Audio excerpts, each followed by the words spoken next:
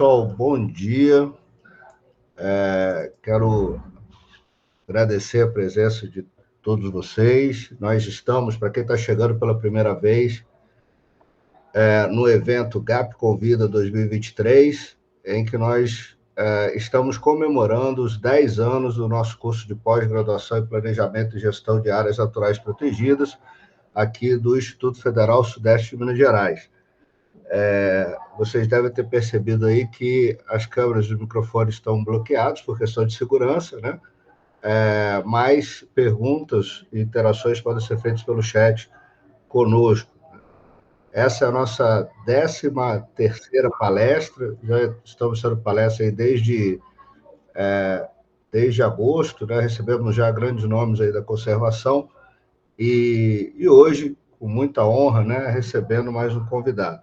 Antes de apresentá-lo, só chamar a sua atenção, né? Como é um ciclo de palestras comemorativo, nós estamos emitindo um certificado de participação para quem assistir a pelo menos 7 das palestras. As palestras anteriores estão registradas, estão gravadas e disponíveis no YouTube, na página da ONG Grupo Brasil Verde.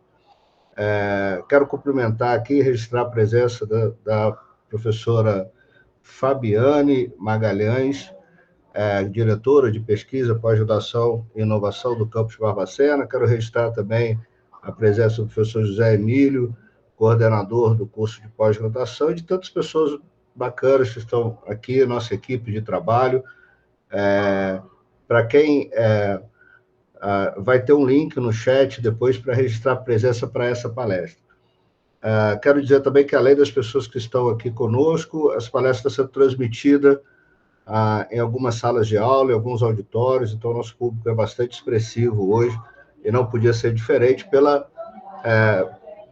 qualidade, pela expertise do nosso palestrante, né? O deputado Rodrigo Agostinho, que tem aí uma longa trajetória ambiental, né? É advogado, biólogo também, né? Mas uma longa trajetória no movimento ambientalista, teve uma função muito importante frente à Comissão de Meio Ambiente e Desenvolvimento Sustentável da Câmara Federal, o que o credencia e muito para ocupar o cargo do IBAMA nesse momento de reconstrução. Então, quero agradecer já a gentileza do aceite do convite e já deixar a palavra, Rodrigo, com você, e estamos aqui prontos para te ouvir. Pode deixar que eu fico controlando a presença de pessoas aqui, nossa equipe está aqui toda pronta também, e ao final a gente repassa as perguntas. Rodrigo, obrigado, fica à vontade. Bom dia, professor, bom dia a todos, é um prazer enorme estar aqui com vocês.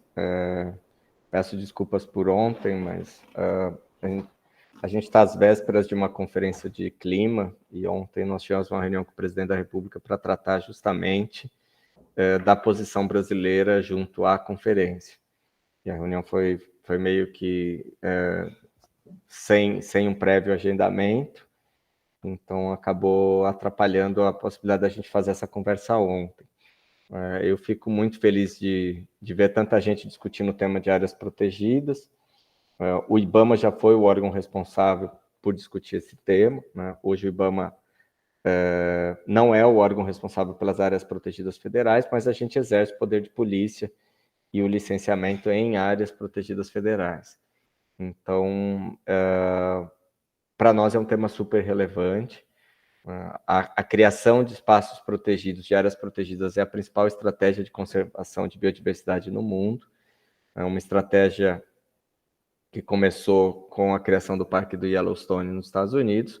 O Brasil inicia essa mesma estratégia com a criação do Parque Nacional do Itatiaia, e é uma estratégia muito relevante, né? Hoje o mundo inteiro trabalha numa perspectiva de que pelo menos 30% de cada bioma seja conservado em áreas protegidas, e quando a gente fala em áreas protegidas, a gente está incluindo unidades de conservação, terras indígenas, áreas protegidas pela legislação, no caso do Brasil, APPs e reserva legal, e agora o novo Instituto das OMECs. Então tem um conjunto aí de situações. Eu vou estar falando um pouco de uma parte do trabalho do IBAMA. Eu vou compartilhar a tela que eu tenho uma apresentação, mas antes de me apresentar, né, eu sou formado em Biologia e Direito, sou advogado, sou biólogo, tenho mestrado em Ciência e Tecnologia Ambiental, eu fiz sobre o bioma cerrado, tenho especializações em várias áreas na área da biologia, em botânica, zoologia, climatologia, ecologia, e eu venho tentando, ao longo do tempo, dividir meu tempo entre o mundo acadêmico e o mundo das políticas públicas, né? Então, é algo bastante desafiador isso. Mas vamos à apresentação, vou tentar ver se eu consigo aqui compartilhar a tela. Vamos ver. Tela cheia, seria isso? Normalmente eu já abro a apresentação e tem a tela cheia, vai aparecer para você aí. Agora, não está aparecendo outro sistema, não a tela da apresentação. Agora, isso. Beleza, perfeito. Então tá bom, vamos lá. A apresentação é o Cisnama Licenciamento Ambiental, né? O que é o Cisnama? O Cisnama é o SUS do meio ambiente, né? As pessoas costumam falar do Sistema Único de Saúde. O Sistema Único de Saúde é meio que uma cesta onde coloca-se ali recursos na área da saúde do governo federal, dos governos estaduais, distrital e dos municípios, mais recursos aí filantrópicos, tudo isso acaba alimentando um sistema na área da saúde. O Cisnama é um pouco diferente, né? O Cisnama foi criado em 1981 pela Lei da Política Nacional do Meio Ambiente, né? A Lei 6.938, de 31 de agosto de 1981, e o Cisnama é uma grande articulação, né? E dentro dessa articulação existe uma divisão de responsabilidades, de competências, existe uma divisão de estratégias, algumas vezes de forma bastante confusa, né? E isso vale também para o licenciamento ambiental, né? Então, aí embaixo a gente tem os nossos contatos, ao final eu vou deixar o meu contato também. O IBAMA foi criado em 1989, então, em dezembro de 88, né, no mesmo ano da Constituição, a gente teve o assassinato do Chico Mendes, em Chapuri, no Acre. O Chico Mendes era uma importante liderança ambiental daquele momento.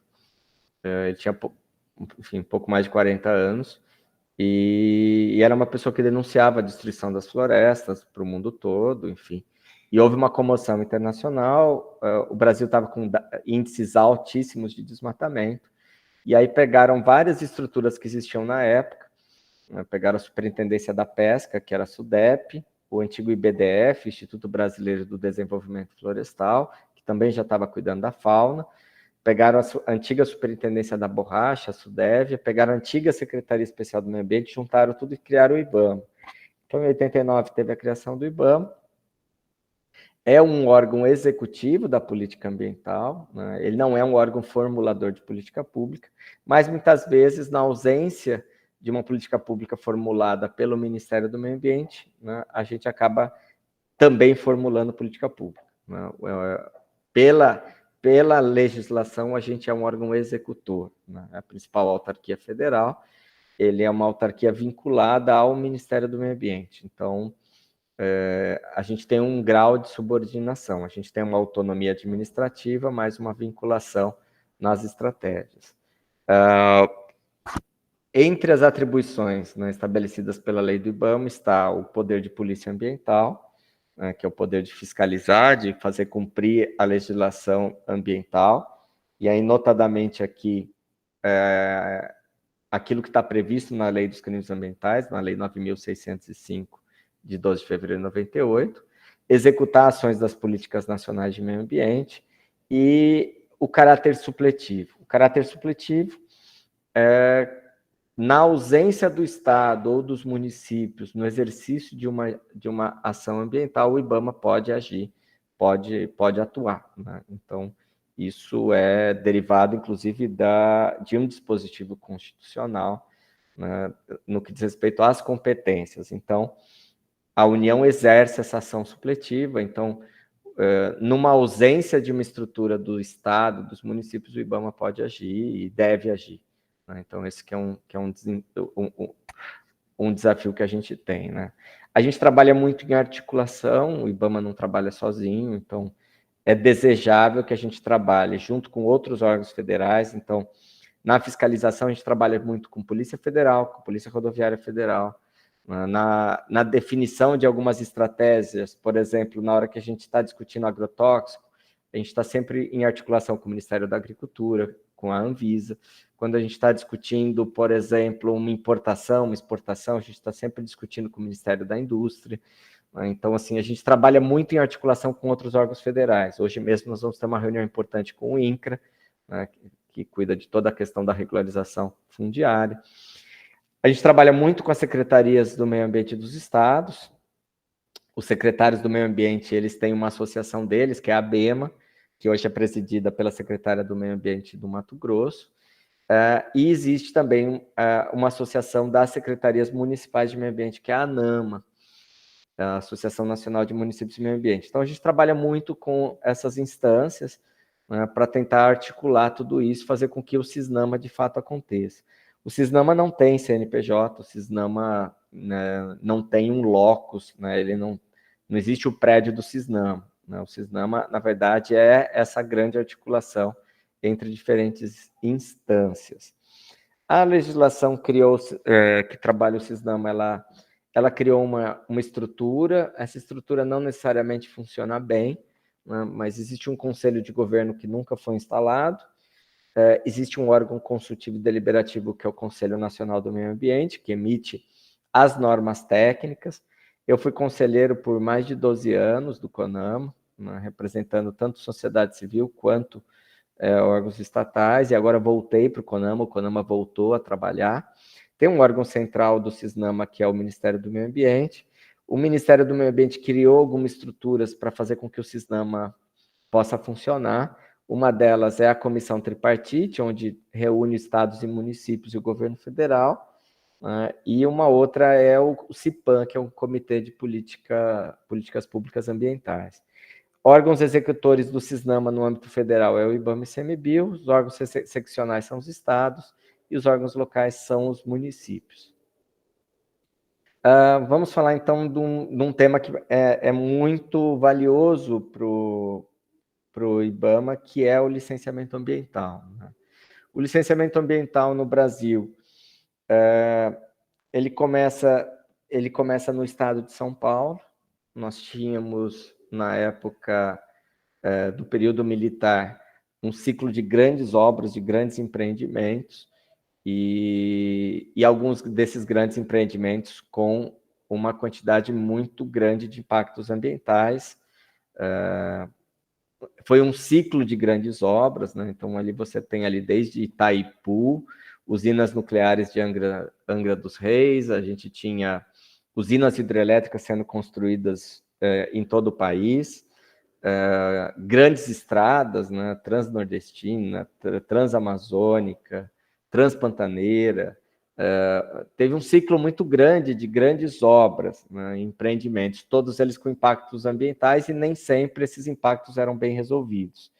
Então, houve por bem a gente trazer um instrumento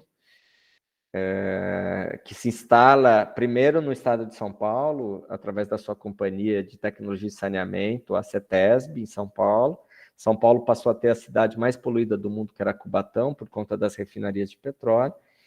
E então, São Paulo começa a regulamentar o licenciamento ambiental, e depois esse sistema é normatizado no Brasil. Em 81 ele vai para a legislação, em 88 ele vai para a Constituição, né?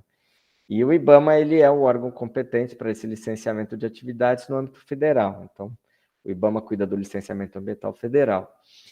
A até recentemente, até 2011, a gente tinha muito conflito sobre a responsabilidade de cada um em relação a isso, e aí foi editada uma lei complementar, a Lei 140, de 2011, que trata justamente da divisão de responsabilidade entre os diferentes entes. Então, é algo que para nós também é bastante desafiador. Aí, nessa apresentação, a gente tem uma lista de algumas atividades licenciadas, entre elas aeroportos, né, portos, geração de energia, exploração e produção de petróleo e gás, mineração, postos de abastecimento, instalações nucleares, né, agropecuária, abastecimento de água, dutos terrestres, né, toda a questão logística, né, rodovia, ferrovia, hidrovia, sistema de transmissão de energia. Então, tem um conjunto muito grande de obras, atividades, empreendimentos que possam causar degradação ambiental que estão sujeitos ao devido licenciamento ambiental. Como eu disse, desde 2011 existe uma definição sobre quem é que licencia cada atividade. Em alguns países, o licenciamento ocorre apenas uma instância, ou o licenciamento é municipal, ou é estadual, ou é federal. Em alguns lugares ele é dividido, como é no Brasil, né? Ele é compartilhado. Em alguns países você pode ter múltiplos licenciamentos. Vou dar um exemplo. Nos Estados Unidos, você pode ter para uma determinada obra uma licença municipal, uma estadual e uma federal. No Brasil, existe apenas um único licenciamento por atividade, independente de outras autorizações que possam ser emitidas. Né? É muito comum ser exigido do município uma certidão de uso do solo, exigido, por exemplo, de uma estrutura estadual de recursos hídricos, uma outorga do uso da água, que não é licenciamento ambiental, mas é acessório e faz parte do processo. A lei complementar, ela definiu para o IBAMA empreendimentos localizados ou desenvolvidos conjuntamente no Brasil e em outro país, no mar territorial, na plataforma continental, na zona econômica exclusiva, ou seja, tudo que está no mar é federal, terras indígenas, unidades de conservação instituídas pela União, exceto as APAs, porque nas APAs existe uma flexibilidade maior para as atividades econômicas, localizados ou desenvolvidos em 2 ou mais estados, os licenciamentos de caráter militar, os destinados a pesquisar, lavrar, produzir, beneficiar, transportar, armazenar e expor material radioativo. Então, sempre que a gente estiver tratando de material radioativo, como urânio, né, que é o mais comum de todos, que é o material usado como combustível nuclear nas usinas termonucleares do Brasil, a gente está tratando de material radioativo, IBAMA. E que atendam uma tipologia estabelecida por ato do Poder Executivo, assim definido pelo CONAMA. Né? Então, mediante uma proposta pela Comissão Tripartite, que reúne os estados e os municípios. Então, nesses casos, a gente está falando de IBAMA.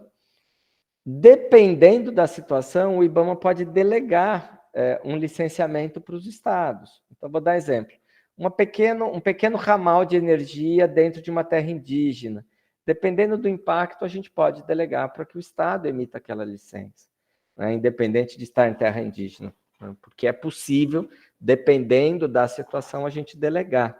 Né? Então, uma atividade que possa estar ali numa fronteira de 2 estados, a gente delegar para os estados, isso é possível. Hoje, no IBAMA, a gente tem hoje 300 processos em delegação, que estão sendo licenciados pelo estado, e a gente tem outros 3.400 sendo licenciados pelo IBAMA. Né? Então, só para a gente ter uma ideia.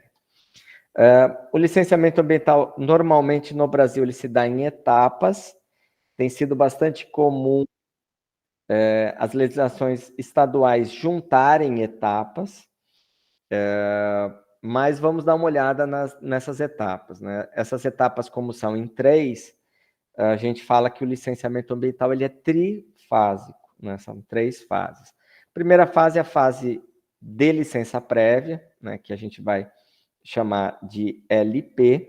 A licença prévia é uma licença que vai tratar muito da viabilidade. Então, em tese,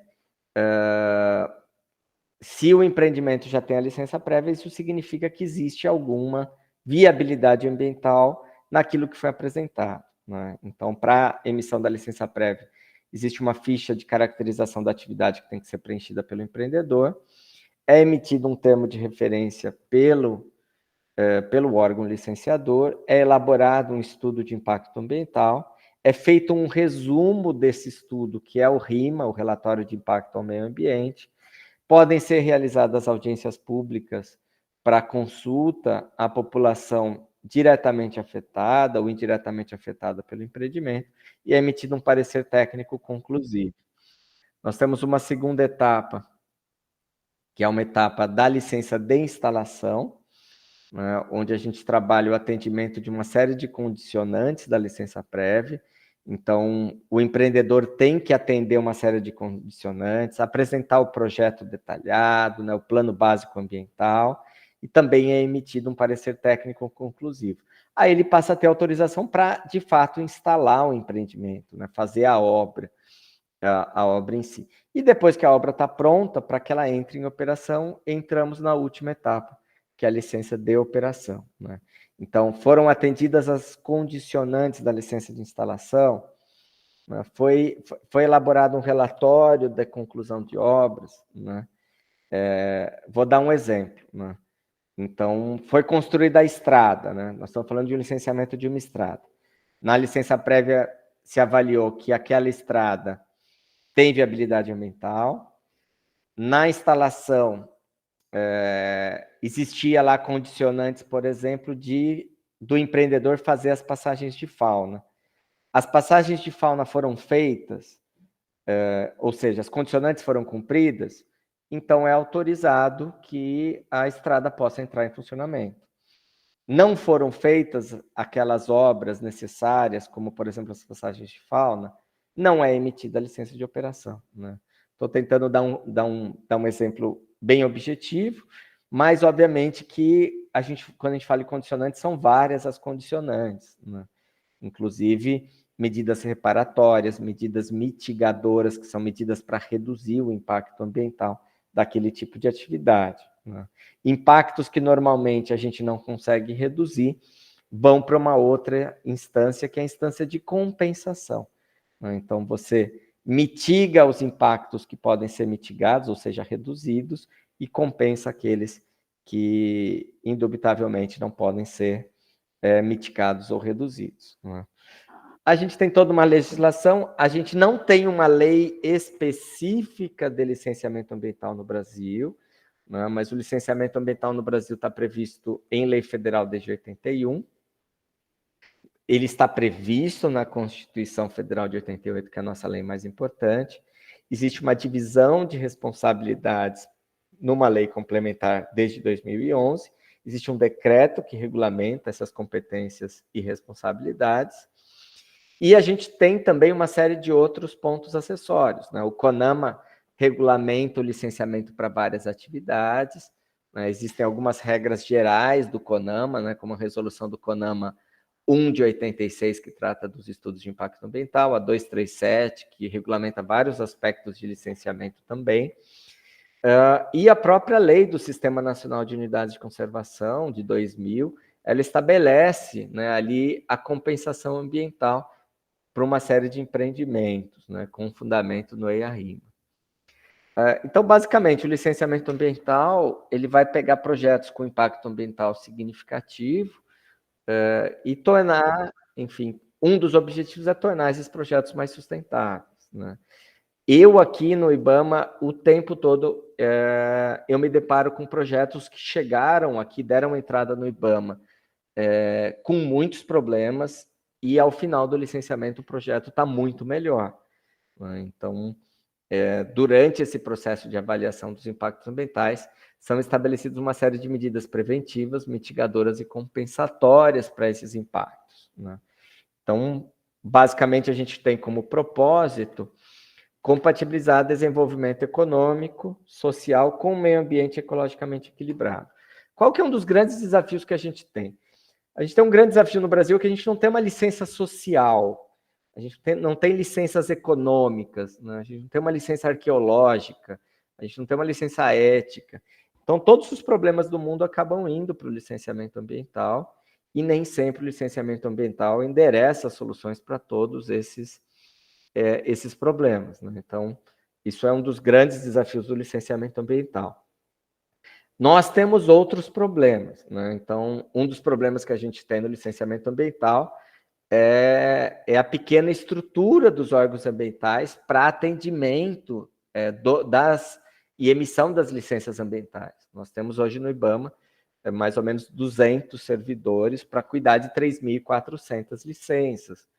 Então, é um número bastante reduzido. Para cada empreendimento, a gente tem equipes técnicas, né, multidisciplinares, mas, basicamente, a equipe mínima é uma equipe formada por 4 servidores, 2 cuidando do meio biótico, né, do meio vivo. Então, a gente tem um analista ambiental cuidando de fauna, um de flora. A gente tem um analista cuidando da parte socioeconômica, e a gente tem um analista olhando para os diagnósticos do meio físico, né? Então, isso é a equipe mínima que a gente tem, e isso é bastante desafiador, porque a gente tem empreendimentos muito grandes, onde a gente demanda uma análise um pouco mais apurada de tudo isso. Um outro problema que a gente se depara é a baixa qualidade dos estudos. Muita gente copiando outros estudos, copiando mal feito. Não tem problema nenhum aproveitar dados secundários de outros licenciamentos, desde que, obviamente, seja feita a devida referência bibliográfica ali, né? E acompanhado, obviamente, dos preenchimentos das lacunas necessárias, né? Então, é muito importante a gente conhecer o lugar onde vai se dar o licenciamento. E, normalmente, e com muita frequência, a gente tem estudos mal feitos. Isso dificulta muito, porque o IBAMA acaba, não só o IBAMA, mas os outros órgãos acabam pedindo uma série de complementações. Isso acaba atrasando demais as emissões das licenças. Então, a gente tem esses grandes desafios. Por conta disso tudo, o Congresso Nacional discute há muitos anos uma legislação de licenciamento ambiental. Infelizmente, a proposta que a gente tem, que está sendo discutida agora, é uma proposta muito ruim, e é uma proposta que quase que é uma proposta da não licença ambiental, né? Então, a gente tem aí uma série de desafios. Ali a gente tem uma foto de uma anta atropelada, né? Ali a gente tem uma foto de uma população ali impactada por uma linha de trem, e embaixo uma situação bastante comum, que são impactos indiretos, né? Então, é aberta uma estrada, por exemplo, na Amazônia, e você tem como efeito indireto a abertura de uma série de propriedades, né? Todo um desmatamento que acompanha, que não necessariamente é o desmatamento da obra, mas é um efeito indireto adverso relativamente frequente quando a gente está falando em estradas em áreas bem conservadas. Então, tem toda uma estratégia de gerenciamento de impactos, onde a gente tem aí questões sociais, processos erosivos, áreas degradadas, drenagem, né? Então, resíduos, a questão da supressão da vegetação, da indução do desmatamento, sedimentos, fragmentação de hábitats, atropelamento. Então, tem todo algo que precisa ser feito, e que é algo bastante desafiador, que acaba entrando dentro do licenciamento ambiental, né? Então, como é que a gente pode conferir mais celeridade, né, maior eficiência ao licenciamento ambiental, né? Primeiro é o fortalecimento dos órgãos públicos, né?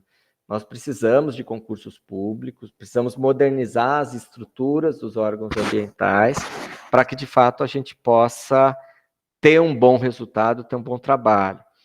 Nós precisamos fortalecer os órgãos envolvidos no licenciamento ambiental federal, né? LAF é licenciamento ambiental federal. Os órgãos envolvidos precisam estar fortalecidos, né? Vou dar exemplo de alguns órgãos que são envolvidos no licenciamento ambiental federal. FUNAI, quando nós estamos falando de terras indígenas.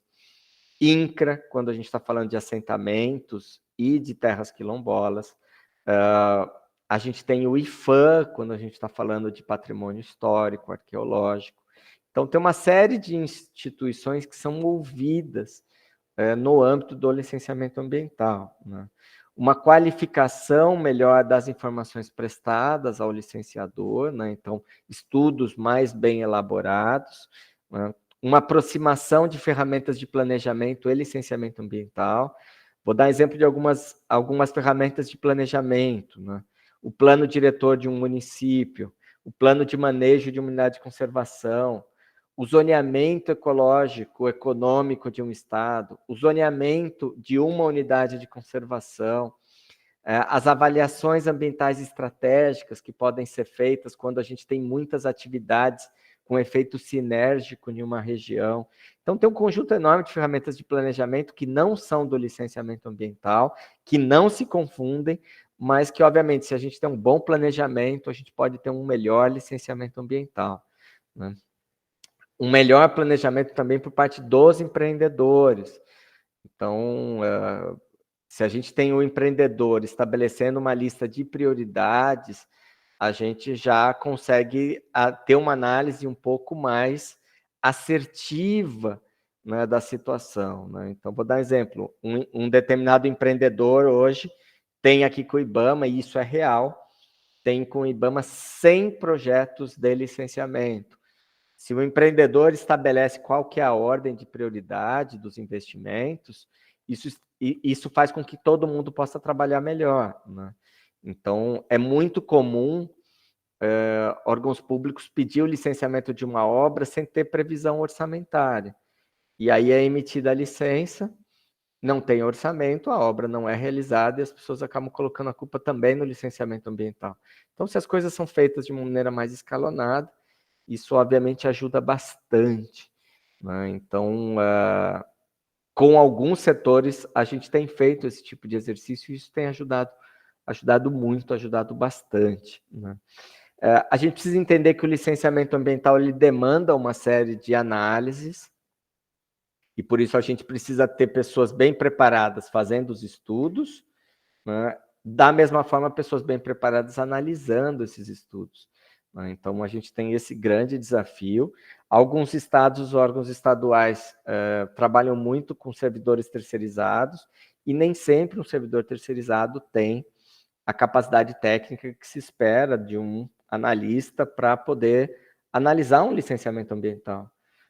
Eu preciso que, por exemplo, um biólogo que está analisando um diagnóstico de fauna entenda o que está ali no diagnóstico de fauna. Um biólogo que está trabalhando no licenciamento ambiental de supressão de vegetação, que ele possa identificar, de fato, se aquelas espécies fazem sentido ou não, né? Ou se foi só um recorte e cola, né? A gente tem ferramentas hoje de inteligência artificial que eu não tenho dúvida que passarão a ser utilizadas na elaboração desses estudos, e essas ferramentas, obviamente, precisam ser bem alimentadas, caso contrário, a gente vai ter muita informação falsa e lacunas que podem estar contaminando todo o processo, né? E aí, num determinado empreendimento, você pode estar simplesmente acabando com uma espécie ou mais espécies, ou levando a uma espécie para uma condição de extinção, por conta de um licenciamento ambiental mal feito, né? Sem prever todas as medidas necessárias. A gente tem hoje alguns estados criando as licenças ambientais unificadas, quando você junta mais de uma etapa. Vou dar um exemplo. É muito comum você juntar a licença de instalação e operação de uma linha de transmissão. Então, a linha de transmissão está instalada, o impacto está ali, né? Então, para muitos órgãos estaduais, não tem por que a gente exigir uma série de requisitos para a emissão da licença de operação. Outros órgãos vão analisar para ver se tudo aquilo que estava previsto como medida compensatória, mitigadora, foi feita antes de autorizar a licença de operação e, obviamente, a ligação da energia na linha de transmissão ou a entrada em operação de uma estrada. Então, tudo isso é analisado e é colocado. Uma outra situação que está começando a ganhar força são as licenças por adesão e compromisso. Eu entendo que licença por adesão e compromisso não é licença, e sim mero cadastro, né? Mas é algo que está sendo bastante comum, que é a licença onde o próprio empreendedor emite sua licença sem qualquer análise técnica. né, sem vistoria, sem análise dos estudos. Né? Eu entendo que seria admitível única e exclusivamente para empreendimentos de baixo impacto e baixo risco, como, por exemplo, uma limpeza de acostamento, enfim, ou atividades que já existem normas técnicas. Né? Isso talvez seja muito útil, uma licença por adesão e compromisso, para situações no âmbito municipal, por exemplo. Né? Então, uma licença de uma lavanderia, de uma marmoraria, de uma serralheria, que são empreendimentos com baixo impacto, baixo risco, e a pessoa assume ali a responsabilidade no âmbito de tomar as medidas de precaução necessárias. Mas é algo que está sendo ainda muito debatido, alguns estados têm emitido licenças nesse sentido. Um outro ponto importante é que licenciamento não se confunde com meras autorizações. Né? Então, existem autorizações, por exemplo, para a coleta de material biológico, né, que podem ser emitidas, inclusive, no âmbito do licenciamento. Autorizações de supressão de vegetação, que existe um regramento próprio. Né? Então, existem outras autorizações que podem ser emitidas no âmbito ambiental e que não se confundem com licenciamento ambiental. Às vezes é necessário ter o licenciamento para ter a autorização.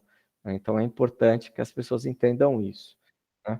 Mas, basicamente, eu tentei agora passar pelos aspectos mais importantes do licenciamento ambiental. Uma boa parte do que eu disse também vale para os estados e municípios, né, e o próprio Distrito Federal, porque as estruturas de licenciamento, a legislação, assim, o ponto central é basicamente o mesmo. Né? Obviamente que cada estado vai criar suas próprias regras, a gente vive numa federação no Brasil, cada município vai criar suas regras. Em alguns estados e alguns municípios são exigidos licenciamentos ambientais para atividades que não demandam impacto ambiental, e aí isso é bastante condenável porque é um licenciamento meramente arrecadador. O que a gente precisa é que, de fato, o licenciamento ambiental sirva para melhorar,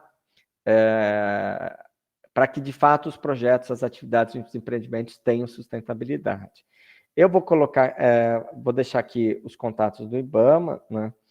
O meu e-mail é presidencia@ibama.gov.br. Aí são os principais canais do IBAMA. E vou me colocar aqui à disposição para responder perguntas, enfim, eventuais dúvidas que vocês tiverem.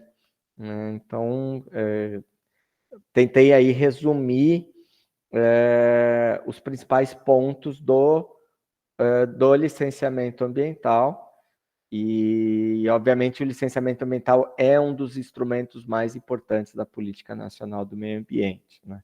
Então, a gente viu o CISNAMA, que é essa grande articulação, vimos o que é o licenciamento ambiental, né, e, notadamente, aqui no âmbito do IBAMA, o licenciamento ambiental federal. Muito obrigado, Rodrigo. Rodrigo, de uma forma muito clara, né, apresentando esse tema complexo para a gente. Bom, para quem chegou agora, pessoal, eu sou o Magela, sou professor do Instituto Federal Sudeste de Minas Gerais. Esse evento está sendo organizado pelo GAP, o Grupo de Pesquisa em Áreas Protegidas aqui do Instituto, e comemorando os 10 anos do curso de pós-graduação em áreas protegidas aqui do Instituto Federal, e hoje, com muita honra, recebendo o presidente do IBAMA, o deputado Rodrigo Agostinho. Rodrigo, já tem algumas perguntas aqui, mas eu queria, tomando aí a prerrogativa de condutor da palestra, fazer a primeira. Uma dos objetivos a gente propor esse tema e discussões internas nossas foi exatamente entender um pouco como está essa nova fase do IBAMA e principalmente a questão o desafio dos licenciamentos frente às pressões econômicas, né? Quer dizer, como o IBAMA tem se preparado para trabalhar com esse desafio, né? A gente tem acompanhado aí na mídia, por exemplo, a perspectiva de extração de petróleo na foz do Rio Amazonas, na região do Amazonas. Como a gente equaciona a necessária resposta à economia, né, aos meios econômicos, mas também é tão fundamental conservação da natureza por meio do licenciamento. Como o IBAMA está se preparando para isso? Bem, vamos lá. O IBAMA, ele foi sendo sucateado ao longo do tempo. O IBAMA chegou a ter mais de 6 mil servidores. Hoje o IBAMA tem algo em torno de 2.500 servidores. E nós teremos a aposentadoria de pelo menos 1.000 servidores nos próximos 3 anos. Então, uma situação bastante complicada. O IBAMA recentemente fez um concurso, muitas vagas para técnicos. O salário para técnico é relativamente baixo, então muitos que entraram no concurso como técnico sequer tomaram posse. E nós estamos trabalhando com a expectativa de ter um concurso público no começo do ano. Um servidor que é concursado, que tem estabilidade, ele está menos sujeito à pressão política, né? Então, essa é uma diferença que existe no licenciamento ambiental de órgãos estatais, quando a gente tem servidores, por exemplo, sendo contratados como servidores temporários para atuar num órgão de licenciamento ambiental, né? Isso tem sido relativamente comum em vários estados. No caso do IBAMA, a gente trabalha com servidores de carreira que têm estabilidade, que mesmo pode ter a maior pressão política do mundo, eles não vão emitir uma licença em desacordo com a legislação ambiental. Até porque a lei dos crimes ambientais, ela também tipifica, ela também cria ali os crimes contra a administração ambiental para evitar que, de fato, a gente tenha pessoas aprovando, emitindo licenças em desacordo à legislação. É crime, é infração administrativa, é algo que demanda reparação, a emissão de uma licença em desacordo à legislação vigente, né? Então, o que a gente precisa, obviamente, é de concurso. Existe a previsão de concurso agora para maio do ano que vem. Esse ano a gente contratou as vagas remanescentes, compramos muitos equipamentos para o IBAMA, então o IBAMA está sendo reaparelhado, nós estamos adquirindo computadores, viaturas, contratando aluguel de aeronaves, enfim, se reaparelhando para poder enfrentar esse desafio, não só, obviamente, do licenciamento ambiental. O IBAMA é um órgão de fiscalização, então a gente tem trabalhado muito na redução do desmatamento, no combate ao garimpo ilegal, à pesca predatória, à caça, né? Há uma série de situações como a extração ilegal de madeira. Então o IBAMA trabalha a fiscalização, trabalha o licenciamento. O IBAMA tem toda uma estratégia na área de biodiversidade e florestas, que envolve desde restauração florestal até importação e exportação de produtos da biodiversidade. A gente tem um setor inteiro de qualidade ambiental que discute todos os aspectos relacionados a contaminantes. Então, o IBAMA cuida do programa, por exemplo, de poluição, de controle da poluição veicular, o PROCONV, que salvou milhares de vidas nas principais cidades brasileiras. A gente regula o comércio do mercúrio, de uma série de substâncias, de gases de refrigeração. Então, o IBAMA é bastante complexo. Agora, isso vale também para os estados, né? Então, como é que a gente enfrenta a pressão política? A gente enfrenta a pressão política, obviamente, valorizando o trabalho dos técnicos. Obviamente que, no meu caso, o meu cargo é um cargo de livre provimento, de livre nomeação. Então, eu brinco, falo que meu cargo é um cargo que ele existe, eu estou empregado até o próximo diário oficial. A qualquer momento, obviamente, é um cargo sujeito a pressões. Eu tenho trabalhado no sentido de valorizar as decisões dos técnicos, as decisões administrativas, né? E esse é um esforço que a gente vem fazendo. Obviamente que muitas vezes a gente se depara com situações onde diferentes empreendedores querem fazer atividades e não necessariamente conseguem comprovar a viabilidade ambiental daquela atividade. Se não consegue comprovar a viabilidade ambiental, a licença não é emitida. Isso não quer dizer que as pessoas não possam fazer complementações. Tem uma pergunta aqui da Érica Santos, sobre licenciamentos por meio de consórcio. Isso é uma novidade recente. Muitos municípios pequenos que não têm o orçamento para manter uma estrutura técnica tão grande, têm delegado isso ao consórcio. Então, o consórcio, você tem cada município contratando um técnico diferente, e aí o consórcio passa a ter ali uma estrutura um pouco maior.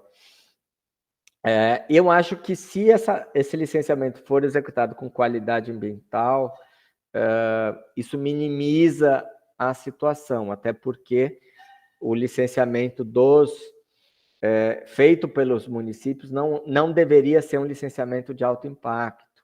Né? Os municípios, eles, em tese, devem licenciar o baixo impacto, baixo risco. Né? Então, acho que esse é um ponto relativamente relevante. Agora, obviamente que é um modelo que precisa ser analisado também do ponto de vista jurídico, porque normalmente o consórcio é uma associação. Né? Embora possa ser uma associação de municípios, ele é uma associação, e normalmente é uma associação privada. Então, eu acho que a gente precisa avaliar um pouco melhor isso. É um sistema que está sendo testado agora. Eu acho que o consórcio ele acaba tendo uma utilidade muito grande para algumas questões, como, por exemplo, extensão rural, assistência técnica. Acho que com licenciamento é algo que ainda precisa ser testado, e, enfim, eu acho que ainda é cedo para a gente fazer uma avaliação um pouco melhor. O único problema é isso, né? O consórcio, normalmente o consórcio acaba sendo uma associação, e nem sempre esses servidores, obviamente, são contratados por meio de concurso público. Né? Então, acho que tem um problema aí. Estou vendo uma outra pergunta agora chegando do José Saraiva. O IBAMA enfrenta resistências enormes ao cumprimento da legislação ambiental. Parece que dentro do próprio governo, como no caso das obras do PAC, e a Folha publicou anteontem que o GT de pavimentação da BR-319 não conta com participação do IBAMA e do Ministério. Como está a estratégia do Ministério do IBAMA para convencer ou resistir ministérios e congressistas? Né? Essa nova lei de licenciamento vai passar? Bem, vamos lá. O IBAMA ele vai ser consultado no caso específico de uma obra, como, por exemplo, da BR-319. Né? Por quê? Porque ele é o órgão licenciador. Né? Então, ele não necessariamente precisa participar de um grupo de trabalho, enfim. Ao que tudo indica, esse grupo de trabalho que foi criado é um grupo de trabalho do empreendedor, né? É um grupo de trabalho dos que estão envolvidos com a construção da estrada. Então, aí o IBAMA não tem mesmo que participar. Agora, obviamente, quando a gente tem órgãos ambientais, e aí não vou dizer do caso do órgão executor, né, que é o caso do IBAMA, mas quando órgãos como, por exemplo, o Ministério do Meio Ambiente participa do conceito daquele empreendimento, a gente pode ter um empreendimento que já saia desde a origem com mais sustentabilidade. Então, isso é desejável. Né? Isso não quer dizer que o órgão licenciador já vai se envolver antes da hora com o empreendimento. Né? Então, por isso que a gente tem uma divisão normalmente entre órgãos que formula a política pública, é o caso, por exemplo, de uma Secretaria do Meio Ambiente, de um caso do próprio Ministério do Meio Ambiente, e órgãos executores, né, que normalmente são os institutos de meio ambiente, no caso aqui o IBAMA. Então, a gente tem esse desafio aí. Né? A nova lei de licenciamento vai passar? Não sei. Eles querem colocar em votação no Senado a semana que vem. Existem 2 textos hoje, um texto do senador Confúcio Moura, que é um texto relativamente bom, e um texto da senadora Tereza Cristina com bastante problema, né, que é o texto que vem da Câmara. Então, acho que a gente tem um desafio muito grande aí, e eu acho que a gente precisa estar atento a isso. Né? O Cláudio Mascarenhas, do Germe da Bahia, está fazendo aqui, está parabenizando a síntese que foi feita, e dizendo que os consórcios na Bahia estão mascarando e repetindo as fragilidades e irregularidades dos municípios. Então, esse é um ponto que precisa estar muito atento, né? Sem sombra de dúvida, o Ministério Público vai estar de olho nesses consórcios e, caso irregularidades sejam cometidas, esse modelo acaba sendo colocado todo à prova. Né? Então, acho que esse é um desafio. Né? O Múcio faz um comentário aqui sobre mineração. Né? Ele fala, mineração é uma atividade agressiva ao meio ambiente. Não existe mineração em nenhum lugar da Terra sem impactos ambientais negativos. Como diversos projetos são licenciados mesmo assim. A questão de licenciamento de prospecção de petróleo, né, no litoral do Amapá, talvez não devesse tomar tamanha dimensão política como tem tomado. O que o senhor diz sobre isso? Bem, A mineração é uma atividade hoje essencial, uma atividade humana. Por que eu falo isso? Porque todos os carros que estão na rua são feitos de aço, as latinhas que a gente toma uma determinada bebida são feitas de alumínio. No nosso celular tem centenas de substâncias ali dentro do celular que são frutos de mineração, né? Desde o silício até uma série de terras raras, de semicondutores. Então, assim, a gente está cercado de produtos oriundos da mineração, né? Todo o plástico que está à nossa volta é da mineração do petróleo. Então, assim, é uma atividade econômica importante. Agora, obviamente que não é todo lugar que deve ser minerado, não é todo lugar que deve ser explorado, né? E nas áreas onde possa haver exploração, a legislação ambiental precisa ser cumprida, né? Medidas compensatórias mitigadoras precisam ser feitas, né? Vou dar um exemplo. No caso da mineração, da maior mineração de ferro do mundo, né, que é Carajás, uma das mais importantes e preservadas áreas da Amazônia brasileira, que é a Floresta Nacional de Carajás, que preserva mais de 1 milhão de hectares, ela só está preservada por conta disso ser uma condicionante do licenciamento de Carajás. Então, em Carajás, a gente tem uma paisagem lunar, né? A gente tem um dos maiores crateras do mundo feitas pelo homem, que é Carajás, mas ao lado a gente tem 1 milhão de hectares de área protegida. Então, assim, às vezes é possível ter uma medida mitigadora, compensatória, no mínimo razoável, né? Mas, obviamente, que o ser humano vem feito aí grandes estragos no mundo por conta de todos esses desafios que a gente tem. Estão me avisando aqui que eu vou ter que encerrar, né? Mas rapidamente respondendo alguns outros pontos, né? Como o IBAMA pretende atuar no licenciamento da mineração na plataforma continental brasileira? O IBAMA tem uma equipe técnica muito boa de análise de petróleo. Hoje, a equipe está analisando mais de 100 empreendimentos de petróleo nesse momento, né? Complementando a pergunta anterior, há alguma previsão jurídica por parte do IBAMA para reconhecimento dos consórcios? Não. Agora, o IBAMA não lida com os consórcios. Por que o IBAMA não lida com os consórcios? Porque os consórcios estão licenciando algo que é afeto a eles, né? Então, o consórcio de municípios vai licenciar aquilo que é competência municipal, né? E não uma delegação de uma competência federal, né? Então, acho que esse que é o ponto, né? Como a própria Érica coloca, os consórcios estão licenciando atividades definidas pelo Conselho Estadual, né? No caso de São Paulo. Mas acho que isso é um dos grandes desafios que a gente tem. O Rafael pergunta como o IBAMA tem trabalhado nas contrapartidas dos licenciamentos. A gente tem fiscalizado a execução dessas contrapartidas, não é fácil, nem sempre essas contrapartidas são executadas. Então, a gente acaba autuando, a gente acaba apertando na renovação das licenças, né, para que, de fato, a gente possa ter uma estratégia. O Múcio está aqui informando que a IUCN tem uma resolução de 2020 sobre conservação ambiental no entorno de zonas minerárias. A IUCN é uma das maiores instituições do mundo de conservação da natureza. Eu sou membro da comissão da IUCN sobre direito ambiental, e é uma instituição que eu tenho um respeito, uma admiração muito grande, e tem trabalhado uma série de resoluções desses conflitos, né? Sobre o CISNAMA, quais são as fragilidades? Todas, né? A principal é a desestrutura dos órgãos ambientais. Um outro problema é que a legislação ambiental no Brasil ela é ruim. Tem um monte de gente que fala, o Brasil tem a melhor legislação ambiental do mundo. Mentira! A legislação ambiental brasileira é muito bonita, tá? Ela é quase que uma poesia. Mas a legislação ambiental brasileira ela induz muito a impunidade e, em algumas características, ela é bastante cartorial.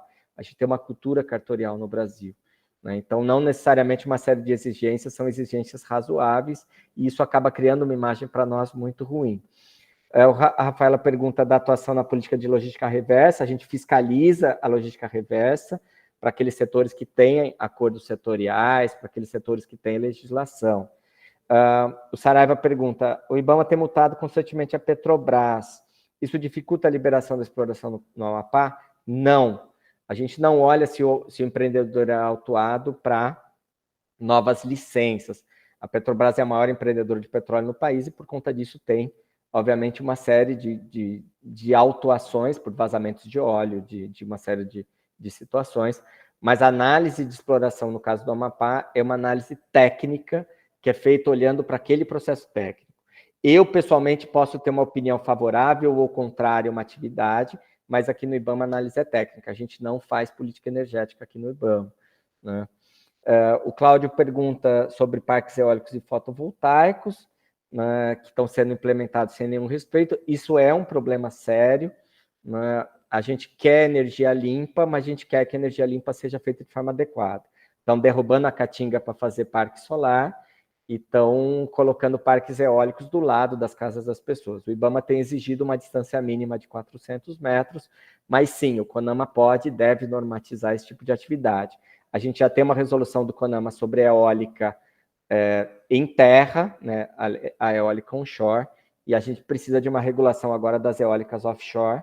O IBAMA está licenciando hoje 78 parques eólicos no mar, e isso é bastante complicado, né? A Érica pergunta mais se atividades que dependem do IBAMA, como, por exemplo, madeireiras, que precisam de cadastro Sinaflor, por exemplo, não são reconhecidos. Sim, o IBAMA tem hoje um conjunto grande de sistemas na área florestal, sistemas de rastreabilidade, alguns que estão entre os melhores do mundo, mas isso não quer dizer que as pessoas não façam fraudes. Nós tiramos esse ano do sistema do IBAMA, do sistema DOF, mais de 100 mil caminhões de madeira ilegal que estavam sendo legalizadas ali. Então, isso tudo é um grande desafio. Pessoal, eu vou ter que encerrar por conta de um outro compromisso, mas eu queria agradecer muito a todos vocês, agradecer o convite do professor Magela, me colocar à disposição para falar de outros assuntos, de outros temas. Eu sou apaixonado por esse tema das áreas protegidas, que é um tema que vocês estão aí trabalhando, tá? O IBAMA voltou a trabalhar na plenitude, apesar de todas as dificuldades. Nós estamos trabalhando muito para a redução do desmatamento nos diferentes biomas. Tivemos uma redução esse ano na Amazônia de pelo menos 50%, somando o primeiro semestre desse ano com o segundo semestre do ano passado, a gente teve uma redução significativa nos dados do PRODES.